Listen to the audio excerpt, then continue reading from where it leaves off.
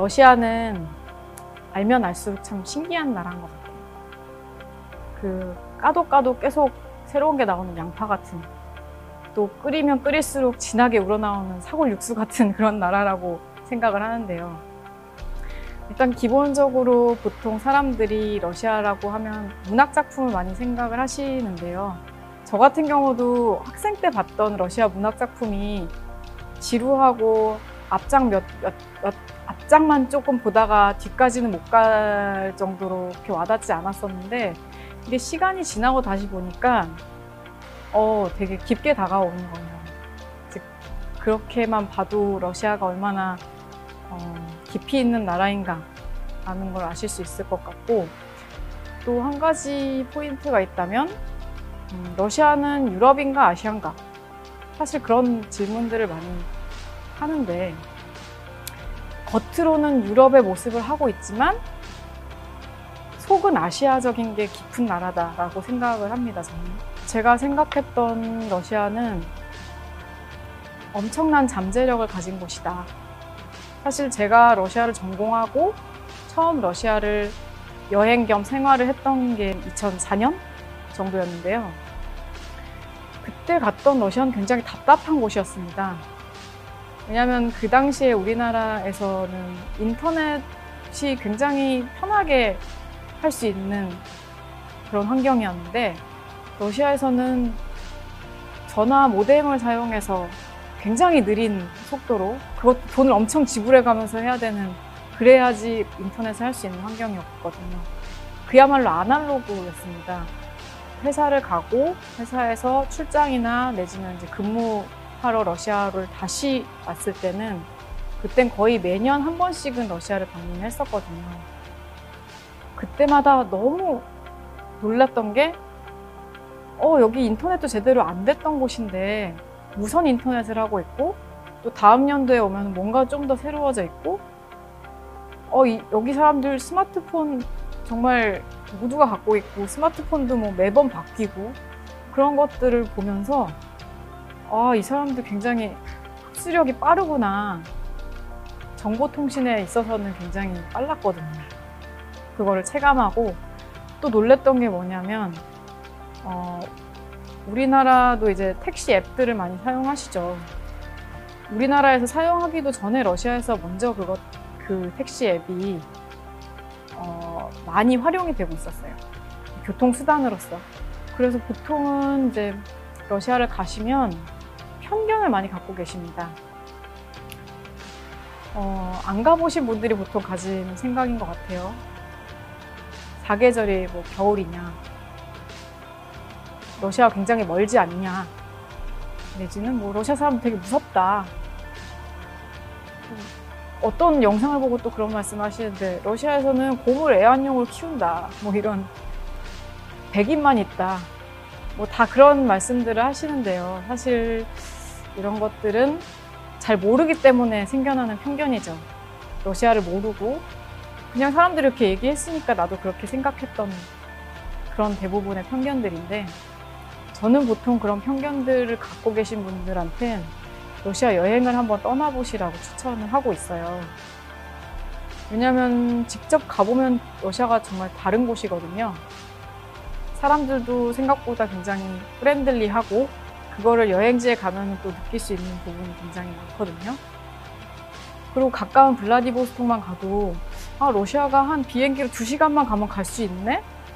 라는 거를 아실 수 있게 되고, 여러 가지 그런 편견들이 깨지는, 그걸 이제 여행이 조금 더 보탬이 되어주고 있지 않나라는 생각이 들고요.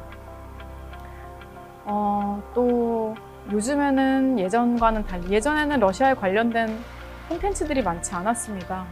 요즘에는 미디어도 굉장히 다양해졌고, 그런 콘텐츠들도 많아지면서 유튜브나 팟캐스트나 SNS나 여러 가지 그런 미디어들을 통해서 진짜 러시아에 대한 것들을 알아가실 수 있고, 그렇게 해서 조금씩 그 편견과 그 양국의 격차를 좀 줄여가고 있지 않나 생각이 듭니다. 제가 되게 러시아 여행이나 뭐 여러 군데 다니면서 인상 깊었던 거는, 러시아 사람들이 역사에 대한 굉장히 깊은 마음이 있구나라는 거였습니다. 러시아에 가면은 도시마다 불꽃이 타오르는 곳들이 있어요. 이제 영원의 불꽃이라고 불리는 곳인데, 그곳에 가면은 이제 불이 계속 24시간 타오르고 있거든요. 밑에 이제 연료통이 있어서 계속 타오르게 해놨는데, 그곳에 가끔 보면은 꽃이 얹어져 있거나 아니면 사람들이 와서 좀 엄숙한 시간을 가지거나 이런 모습들을 볼 수가 있어요. 러시아가 제2차 세계대전, 그러니까 1941년부터 1945년까지 독일과 소련의 정말 피 터지는 전쟁이 있었습니다. 우리가 알고 있기는 그냥 독소 전쟁이라고 알고 있는데, 러시아 사람들은 이것을 대조국 전쟁이라고 일컬을 만큼 그 사람들한테도 굉장히 의미가 깊은 전쟁이에요. 이 희생자들을 추모하기 위해서, 그들을 기억하기 위한 그런 공간으로 영원의 불꽃이 도시마다 타오르고 있는데요. 사실 그 당시 전쟁이 어느 한 지역에서만 일어난 것이 아니라 러시아 전역에서 모든 사람들이 참여했던 전쟁이기 때문에 그 역사에 대한 기억, 그들 덕분에 지금 우리도 있다라는 그 마음을 항상 가지고 있다라는 그런 그 역사의식이라고 해야 될까요? 이런 것들이 몸에 배어 있어요. 그런 것들을 보면 참 러시아 사람들이 예전 것을 기억하고 지금 것에 감사하는 마음이 있구나 라는 점에서 이건 우리가 참 배우면 좋은 그런 태도가 아닐까라는 생각을 하게 됐고, 또 한 가지는 러시아 사람들의 문화예술에 대한 태도라고 할 수 있겠습니다. 러시아에서는 어렸을 때부터 뭐 음악이든 문학이든 이런 교육을 어렸을 때부터 접해왔고, 또 그런 것들이 자연스럽다 보니까 어디 공연 보러 가거나 뭐 음악 감상을 하는 게 사실 어려운 게 아니더라고요. 러시아 사람들한테 크고 작은 극장들이 굉장히 많아요. 그래서 가까운데 좀 값싸게 볼 수 있는 공연들도 많고, 그런 것들이 이제 당연하게 갈 수 있는 문화가 형성이 돼 있거든요. 뭐 레스토랑이나 뭐 극장이나 박물관이나 이런 데들을 가보면 입구에 옷을 보관해주는 장소가 있는데요. 한국 사람들한테 조금 생소하죠. 그냥 뭐 옷걸이에 거는 정도라고 생각할 수도 있는데, 러시아는 겨울이 길잖아요. 겨울이 길다 보니까 외투가 굉장히 두껍습니다. 그래서 두꺼운 외투를 받아주는 사람이 있고, 받아서 그 번호표를 주면 나중에 나갈 때 그 번호표를 반납하고 그 옷을 입고 가요. 러시아 사람들은 오히려 옷을 입고 실내에 들어가는 거에 대해서 좀 예의에 어긋난다라는 생각을 좀 많이 하고요. 그렇다 보니까 러시아에 가는 한국 분들도 그냥 자기 평소대로 옷을 입고 들어가시는 경우가 많은데, 그 에티켓은 러시아식으로 지켜주시면 참 좋을 것 같다는 생각이 들어요. 러시아에 가면은 뭐 매표소나 어디 들어갈 때나 굉장히 긴 줄을 어디를 가나 발견하실 수 있을 거예요. 환전소 같은 데를 가면은 사람들이 약간 뒤죽박죽 있는 경우가 있어요. 그러면은 항상 물어보는 게 있습니다. 크토 빠슬레딘이라고 물어보거든요. 이 말은 누가 마지막이세요? 누가 이 줄의 마지막이세요? 이런 줄서기 회화는 사실 러시아 아니면은 하기 좀 어려운 문화라고 생각이 들거든요. 아마 러시아에 생활을 해보거나 가셨던 분들은 좀 공감을 하실 것 같은데, 누가 마지막이냐고 물어보면 누군가가 손을 듭니다. 그러면은 본인은 그 사람 다음이라고 생각을 하시면 돼요. 그렇게 해서 줄 문화를 항상 잘 차례를 지켜나가는 걸 보실 수 있고요. 그리고 이제 러시아에서는 사실 외식 문화가 발달한 지 얼마 되지 않았어요. 좋은 레스토랑들이 많이 생겨나고, 요새 들어서 관광객들도 많이 가기 시작하면서 맛집들도 점점 늘어나기 시작했는데요. 예전에는 사실 팁 문화가 없었어요. 뭐 있다라고 명확하게 얘기하기도 좀 뭐하지만, 그전에는 식사를 맛있게 하고 나가면은 나가도 크게 그런 아무런 문제가 없었는데, 지금은 서빙을 해주는 레스토랑에 가게 되면은 나중에 나갈 때 그 총 금액의 한 10% 정도 팁으로 남겨주는 것이 어떻게 보면 당연시되어 있습니다. 그렇다 보니까 지금은 이제 관광객으로 가거나 뭐 직접 갈 일이 생기면 팁을 남겨주는 거는 어떻게 보면 좀 미덕이 아닐까. 또 생소할 것 같은 문화를 하나 말씀드리자면 러시아 정교회 문화가 아닐까 싶어요. 러시아에 가면은 성당들이 굉장히 많습니다. 여행지로 가면 이제 성당들을 방문하게 되고, 성당을 가면은 조금 이건 뭐지? 약간 생소한 것들을 보실 수 있을 것 같아요.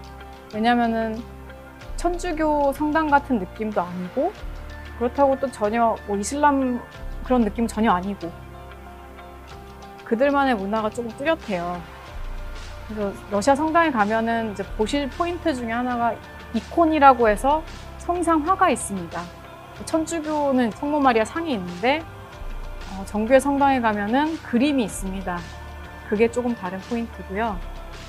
의자가 없이 그냥 서서 기도를 드리는 방식으로 진행이 되고, 오르간이 없어서 사람들 육성으로만 성가를 부르는 문화입니다. 또 재미있는 것은 성호를 긋는 것도 천주교랑 좀 다르고요. 교회력이라고 하죠.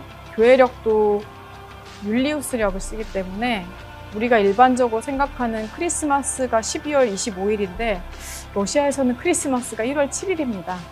좀 다른 교회력을 쓰다 보니까 그런 차이가 있고요. 아무래도 그런 것들은 좀 알고 방문을 하면은 조금 더 이해가 쉽지 않을까 생각이 됩니다. 일단 러시아는 땅이 크다 보니까 그 큰 나라가 다 똑같을 것 같지만 큰 땅덩이에서도 다양한 색깔을 가진다. 그게 매력이 아닐까 싶습니다. 사실 시베리아 횡단 열차 여행만 해도 블라디보스톡에 시작해서 모스크바까지 가면서 그 가는 도시 하나하나 갈 때마다 전혀 다른 그림들이 나오거든요. 비슷한 듯 좀 다른 그림? 근데 러시아가 러시아 연방이다 보니까 민족들이 180여 개나 있습니다. 그러니까 다양한 민족들이 살다 보니 그 그림들도 조금씩 다르거든요. 울란우데라는 도시가 있거든요. 그곳은 우리랑 똑같이 생긴 민족들이 있어서 여기가 러시아인가? 라는 생각이 들기도 하고, 또 한편으로는 라마 사원, 그러니까 불교 사원이 있습니다. 또 카잔이라는 도시에 가면은 이슬람 사원이 있습니다. 크렘린 안에 이슬람 사원과 러시아 정교회 사원이 같이 공존해 있는 참 재밌는 그림이 연출이 되는데요. 이것도 그 당시 예전에 타타르 민족이 그 지역을 통치하고 있을 때 세워졌던 이슬람 사원을 또 재현해서 세운 거라서 그런 문화적인 새로운 경험들, 도시마다 조금씩 색깔을 다르게 가지고 있다라는 점이 매력인 것 같고, 또 두 번째로는 러시아의 대자연, 아무래도 대자연을 빠뜨릴 수 없을 것 같아요. 가공되지 않은 자연이라고 하는 그 표현이 더 맞을 것 같아요. 블라디보스톡의 해변을 가봐도 그렇고, 이르쿠츠크의 호수변을 가봐도 그렇고, 뭔가 좀 아쉬운 느낌이 있으면서 투박하지만 그래도 자연을 느낄 수 있는 부분이 많고요.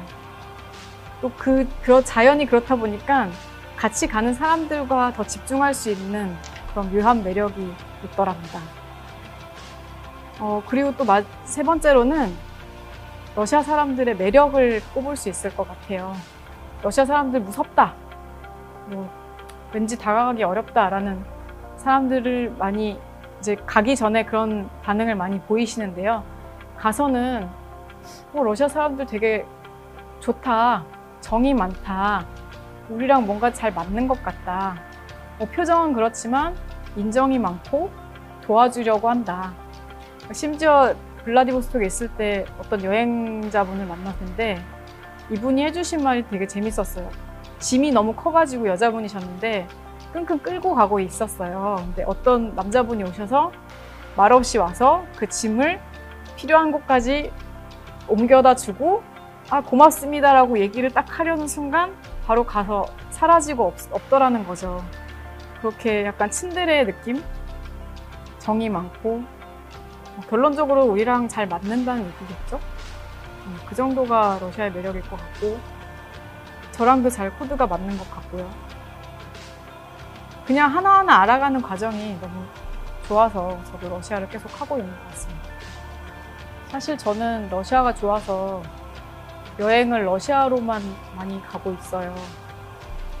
근데 단순히 여행이라는 게 내가 지금 여기 있지만 전혀 다른 곳으로 간다 라는 뭐 그런 의미도 있겠지만 지금 내가 여기 있는 곳에 없는 나의 모습을 새로 발견한다, 낯선 나를 만난다라는 그런 점도 있거든요. 저 같은 경우는 이제 삶에서 중요한 결정을 할 때 내지는 좀 휴식이 필요할 때 러시아로 훌쩍 떠나곤 했었는데요. 그런 과정 중에서 생각이 좀 더 정리가 되고 다시 일상으로 돌아왔을 때 힘이 되고 그런 점들이 굉장히 저한테는 러시아 여행이 주는 큰 의미였다라고 말씀드릴 수 있겠고, 그리고 사실 이제 여행 작가가 되고 나서 러시아를 갔을 때와 그 전에 갔을 때 러시아도 좀 다르다라는 말씀을 드리고 싶은데, 여행 작가가 되기 전에 갔을 때 러시아는 뭐 그저 눈으로 보기 아름답고 커서 되게 멋있고 그런 곳이었는데 지금은 러시아를 가면은 조금 더 다르게 보는 것 같아요. 일단 기본적으로 이제 일로서 여행을 하는 거다 보니까 하나하나 눈에 담아야 되고 하나하나 남겨놔야 하는 그런 부담감은 좀 있지만 조금 더 공부를 하고 가면 러시아를 더 잘 깊이 이해할 수 있게 돼서 좋고 이걸 좀 더 알리고 싶다라는 생각이 더 많이 들게 됐습니다. 러시아 여행이 지금은 조금 어렵긴 하지만 2020년이 한러 수교 30주년입니다. 그래서 이 수교 30주년이라는 게 사실 의미가 큰데요. 이 의미가 크지만 여행을 할 수 없고 어딜 갈 수 없는 이런 상황에 부딪히게 됐는데요. 이제 코로나19가 풀리면 이제 새로운 여행지로서 내지는 조금 더 나를 찾아갈 수 있는 여행지로서 러시아를 발걸음해 주셨으면, 그래야 한국과 러시아의 관계가 더 돈독해지기 때문에 그렇게 해주시길 바라고 저 또한 앞으로도 양질의 콘텐츠로 찾아뵙겠습니다. 감사합니다.